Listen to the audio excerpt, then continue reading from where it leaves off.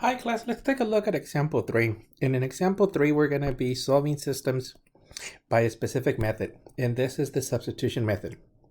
Now, I'll be honest, the substitution method could be really messy for problems that could have fractions, but on certain problems it works out okay.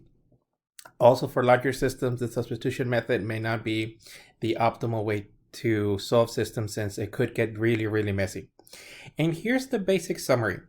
You're going to solve one equation. In this case, you're looking at equation number 1 or 2 for one variable, and then plug it into the other equation. So as you look at the steps here, we already have equation 2 solved for the x's. So there's no need to further solve 1. You could just evaluate 2 into 1. So this one's going to be a little bit short.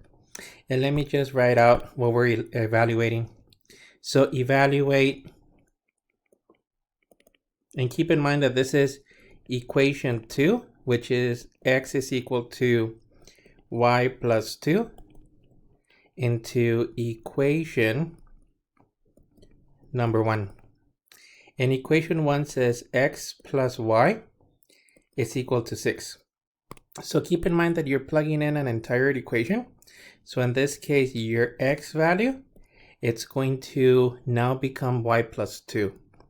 So as we attempt to solve this one, this is your x plus the y is equal to 6.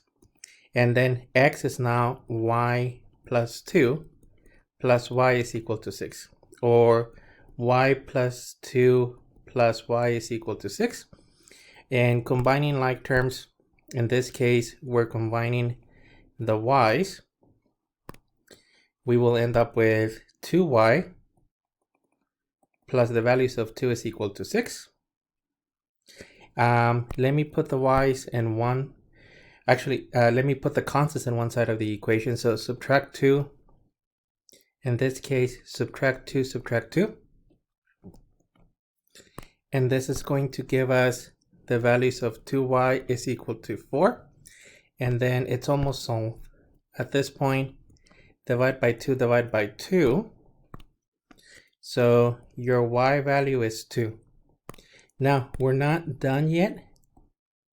They want the solution as a coordinate point, so x and y. So in this case, we're not going to evaluate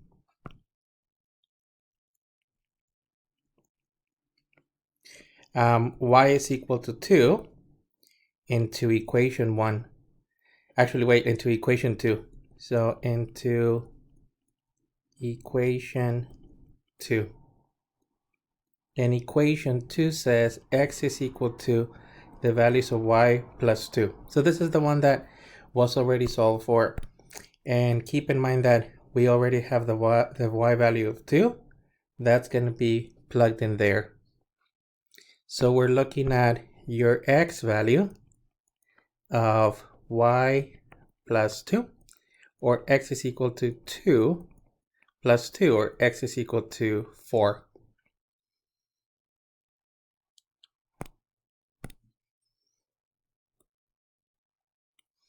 And that is actually it.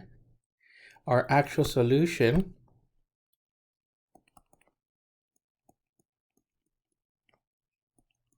as an x and y is equal to 4, 2.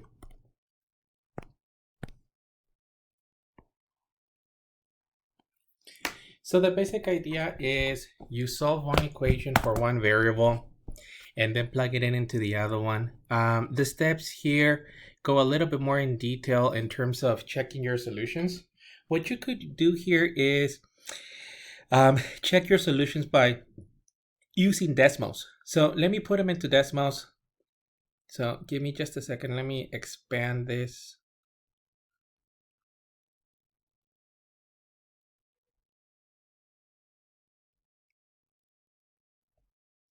Okay, so the first equation was x plus y is equal to 2. Let me double check. No, equal to 6.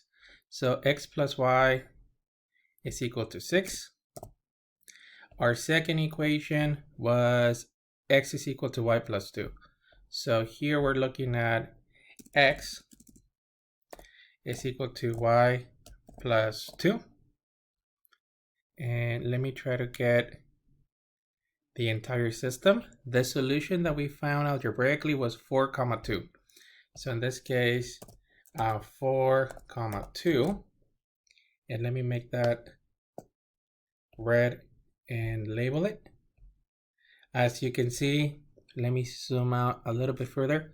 Here is the solution that we found. Obviously Desmos is just for us to check our work, but you could also plug in the values, but that may take a little bit longer. So here it is. Algebraically, we found out that the solution is 4, 2.